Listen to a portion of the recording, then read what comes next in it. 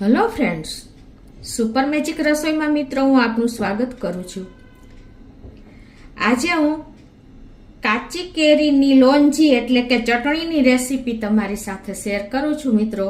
તો તમને ચોક્કસ આ વિડીયો ઉપયોગી થશે. તમને ગમે તો લાઈક કરજો, શેર કરજો અને સબસ્ક્રાઈબ કરવાનું તો ભૂલતા જ નહીં. તો મિત્રો, અત્યારે ગરમીમાં આપણે દરરોજ વિચારતા હોઈએ છીએ કે શું શાક કરવું. તો અત્યારે બહુ પ્રોબ્લેમ હોય છે. આમ તો આ શાક જ કહેવાય, પણ ત્યારે તમે જો આ રીતે બનાવ્યું હશે ને તો તમે એની ટાઈમ તમે આનો ઉપયોગ કરી શકશો. 3 થી 4 વીક સુધી આ બગડતું નથી તમે ફ્રીજમાં રાખશો તો, અને બહાર પણ 1 વીક સુધી એવું ને એવું રહે છે. એટલે ગમે ત્યારે તમે આનો ઉપયોગ કરી શકો છો મિત્રો. એકદમ ટેસ્ટી અને ચટાકેદાર, મોઢામાં પાણી આવી જાય ને એવું આપણું આ શાક બનશે. ચટણી કયો, લોંજી કયો કે શાક કયો, કોઈ પણ તમે નામ આપી શકો છો. આપણે ગુજરાતી લોકો એવું ટેસ્ટમાં બેસ્ટ અને ખટ મીઠું સરસ થાય છે. તમારે કોઈ પણ શાકની કે કાંઈ પણ ચટણીની કોઈ જરૂર જ નહીં રહે. અને ગરમીમાં એકદમ ખાવાની મજા આવે અને આપણને ઠંડક શરીરને આપે ને એવું આ તૈયાર થશે. તો એના ઇન્ગ્રેડિયન્ટ પણ તમને બતાવી દઉં.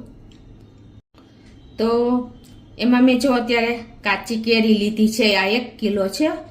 અને મસાલામાં પણ તમને બતાવી દઉં. જે પંચકુલ આપણે મસાલા કહીએ છીએ ને, એમાં વરિયાળી છે, આખું જીરું છે, મેથી છે, અજમો છે, રાઈ છે અને કલોંજી છે. અને બીજા આપણે જે મસાલો બનાવવાનો છે ને એમાં જીરું છે, ધાણા છે અને આખા લાલ મરચા છે સૂકા, અને સંચર પાવડર છે, કિસમિસ છે, ગોળ છે, મીઠું છે, તેલ છે અને હળદર છે, લાલ મરચું છે. તો આટલા ઇન્ગ્રેડિયન્ટ લેશું અને આપણે બનાવવાનું ચાલુ કરીએ. તો પહેલા તો મિત્રો જો અમે આ કેરીને 4 થી 5 પાણી એકદમ ક્લીન ધોઈ નાખી છે, અને પાછી આપણે સમારીને પણ ધોઈ નાખશું. એટલે આ રીતે પહેલા તો આપણે એને પીલ કરી લેવાની છે, છાલ ઉતારી લેવાની છે એકદમ સરસ.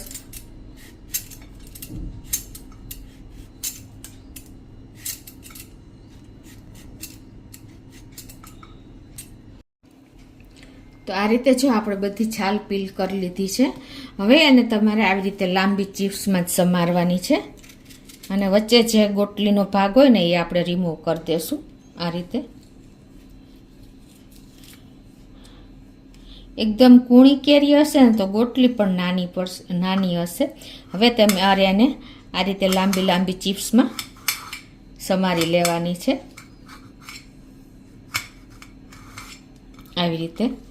જો મોટી કેરી હોય તો તમારે સહેજ નાના પીસ કરવા હોય તો પણ ચાલે. આ રીતે એકદમ તમારે પતલી પતલી સ્લાઇસમાં સમારી લેવાની છે. તો હવે આ રીતે હું બધી કેરી સમારી લઉં છું. તો આ રીતે જો આપણે લાંબી ચિપ્સમાં સમારી લીધી છે બધી કેરી. હવે આપણે ગેસ ઓન કરી અને આ બાજુ પેનમાં 2 ટેબલ સ્પૂન જેવું તેલ મૂકી દેશું. તો આપણું તેલ પણ ગરમ થઈ ગયું છે. તો એમાં આપણે પહેલા 2 તેજ પત્તા મૂકશું, અને આ 1 ચમચી આખી વરિયાળી, અડધી ચમચી આખું જીરું, અડધી ચમચી આપણે મેથી દાણા, અને 1/4 ટીસ્પૂન આપણે લીધા છે અજમો, અડધી ટીસ્પૂન રાઈ ને અડધી ટીસ્પૂન કલોંજી. આ બધા મસાલા આપણે આ તેલમાં નાખી દેવાના છે, અને એને આપણે 1 મિનિટ આ રીતે તેલમાં સહેજ ક્રંચી કરશું. આ રીતે સોતે કરી લેશું.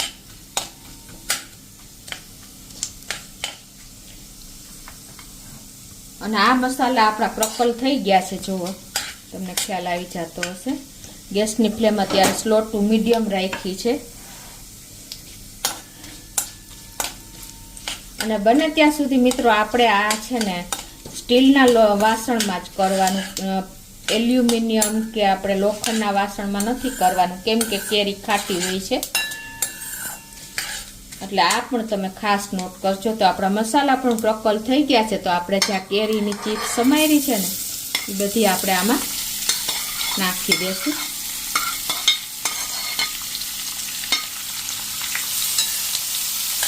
અને એને આપણે આ રીતે તેલમાં મિક્સ કરી લેશું મસાલા સાથે. અને આ રીતે આપણે એને 1 થી 2 મિનિટ કન્ટિન્યુ ચલાવતા રહેશું. એટલે આપણે મસાલા અને તેલથી સરસ આપણી આ ચીપ્સ કોટિંગ થઈ જાય.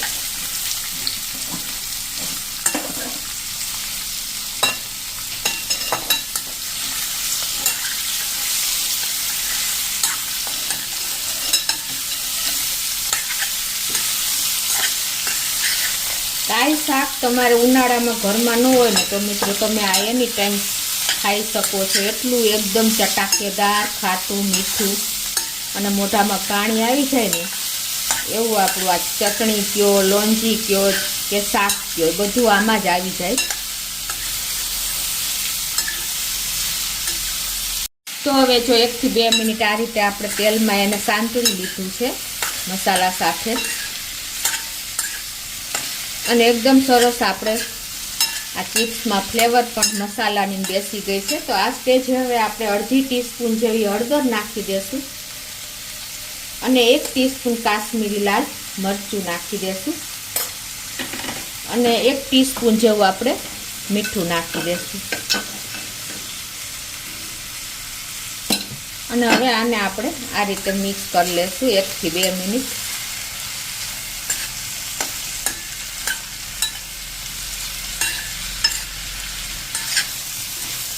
મિત્રો આપણે ગુજરાતી લોકો આ ઓછું બનાવીએ છીએ આ રેસીપી, પણ તમે એક વખત ટ્રાય કરશો ને તો તમે દર વખતે બનાવતા થઈ જશો. એટલું સરસ બને છે. હવે આ મસાલા પણ આપણા સરસ જો તેલમાં 1 થી 2 મિનિટ આ રીતે કૂક થઈ ગયા છે. તો હવે આ સ્ટેજે આપણે આમાં 1 ગ્લાસ જેવું પાણી નાખી દેશું.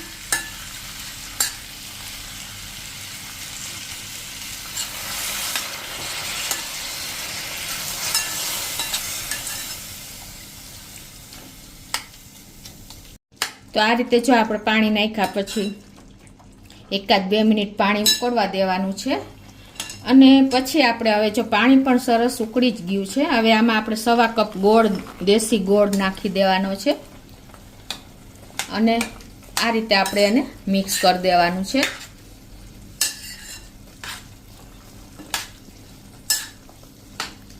હવે મિત્રો આને આપણે ગોળ નાખ્યા પછી આ રીતે થોડીક વાર આપણે ચલાવશું એટલે સરસ એમાં મેલ્ટ થઈ જાય.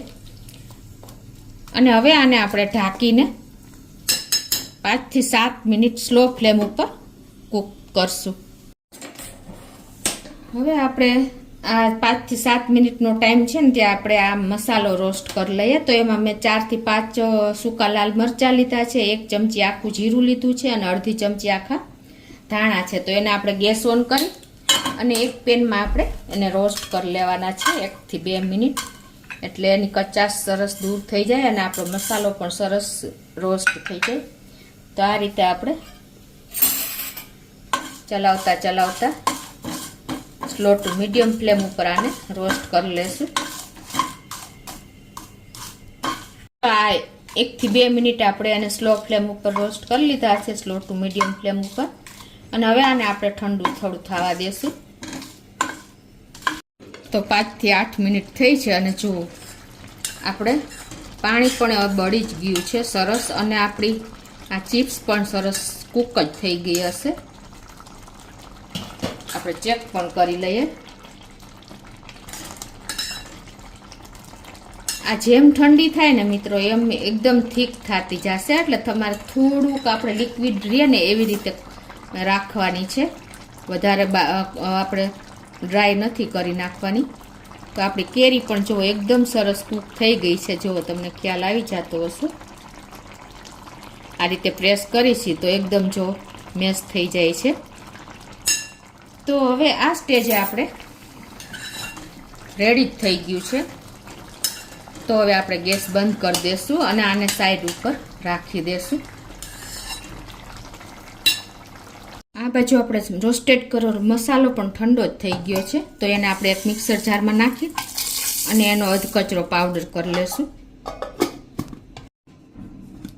તો જો આ રીતે આપણે મસાલો તૈયાર કરી લીધો છે. આ મસાલો પન્નામાં છે, કેરીની કોઈ પણ આઈટમમાં છે ને આ મસાલો બહુ સરસ ટેસ્ટી લાગે છે.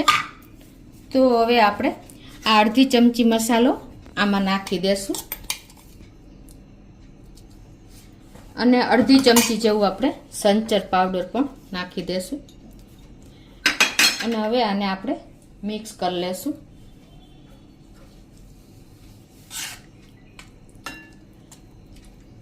જોતા જ મોઢામાં પાણી આવી જાય ને એવી આપણી આ રેસીપી તૈયાર થઈ છે મિત્રો.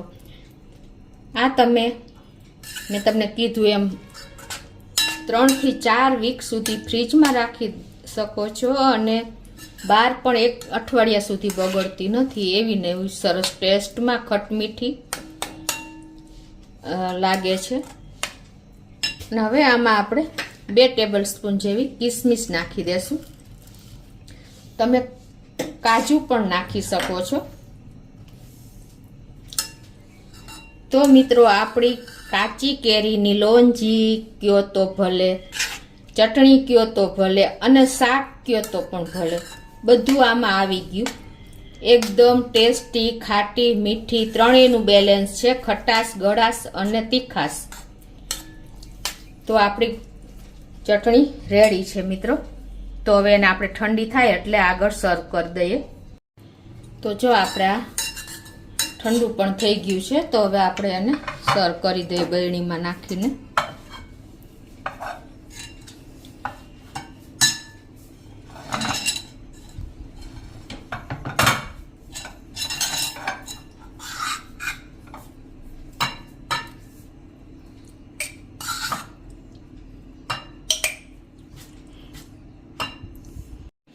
તો મિત્રો આ તમે ચટણી, શાક કે ગમે ત્યાંને કહી શકો છો, લોંજી. તો આ તમે રોટલી, પરોઠા, પૂરી અને ખીચડી ગમે એની સાથે ખાઈ શકો છો મિત્રો. તો તમને ચોક્કસ આ વિડીયો ગમશે. ગમે તો લાઈક કરજો, શેર કરજો અને સબસ્ક્રાઈબ કરવાનું તો ભૂલતા જ નહીં.